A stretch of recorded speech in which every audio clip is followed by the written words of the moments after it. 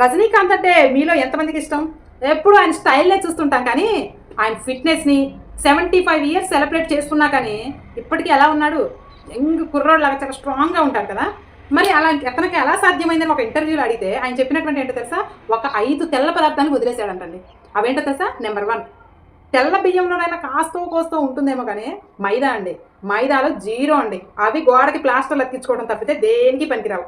వాడిని పట్టుకొని మనం బజ్జీలు, బోండాలు, కేకులు నానా చెత్త చేసి దాన్ని కడుపులో పడేస్తూ ఉన్నాం. దీనివల్ల ఏమైపోతున్నాం? మనం బర్గర్లు వేస్తే ఎలా ఉబ్బుతున్నామో అలా ఉబ్బుతున్నాం. ఇక నెంబర్ 2, వైట్ రైస్ అండి. ఎప్పుడైనా మీరు బ్రౌన్ రైస్ ఇంత తీసుకొని కర్రీస్ ఎక్కువ తినండి. పీచు పదార్థం ప్రోటీన్ ఉండి మీకు మోషన్ ఫ్రీగా అవుతుంది. జీర్ణ సంబంధించిన వ్యాధులన్నీ పోతాయండి. అవి తినడంట. వైట్ రైస్ తినరు, అలాగే మైదా తినరు. ఇక నెంబర్ 3, సాల్ట్ అండి. సాల్ట్ మనకి వాపు, శరీరం వాపు వచ్చేలాగా చేస్తుంది. తెలియకుండానే లావు వచ్చేస్తుంది. అన్నేసి చూడు నన్నేసి చూసు అంటుంది కదా ఉప్పు. అన్నీ తిని చూడు నన్ను తిని చూడు నువ్వు ఎలా పాడైపోతావో అంటుందంట. అందుకే ఉప్పు సాధ్యమైనంత వరకు తగ్గించండి. రజనీకాంత్ గారు ఉప్పు చాలా వరకు మానేశారంట. ఇక నెంబర్ 4, ఇంకోటి ఏంటంటే షుగర్ అండి. అసలు ఏదన్నా ఒక అకేషన్ సక్సెస్ అయ్యామన్నా ఏదైనా సాధించామన్నా తీపి వేడిక చేసుకోండి అనుకుంటూ ప్రతి ఒక్కళ్ళు స్వీట్ తెచ్చిస్తూ ఉంటారు కదా. అది మన శరీరంలో అవసరం లేనటువంటి ఫ్యాట్ని పొట్ట చుట్టూ పేరుకునేలా చేసి బాగా ఉబ్బిపోయేలా చేస్తూ ఉంటుంది. ఇక లాస్ట్ అండ్ ఫైనల్ పాలు. అవును, మీరు విన్నది నిజమేనండి.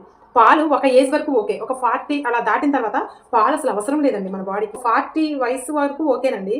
40 వయసు దాటిన తర్వాత పాలు, పెరుగు ఇవన్నీ మన బాడీకి అవసరం లేదండి. కొంచెం తక్కువ క్వాంటిటీ అయితే ఎప్పుడో ఒకసారి ఓకే, కానీ అవి ఎక్కువగా తినటం వల్ల మనం లావు పెరిగే అవకాశం ఉందంట. కాబట్టి రజనీకాంత్ ఈ 5 తెల్లటి ప్రొడక్ట్ కూడా చాలా అంటే చాలా దూరంగా ఉంటాడంట. అందుకే అంత ఫిట్గా ఉన్నాడు.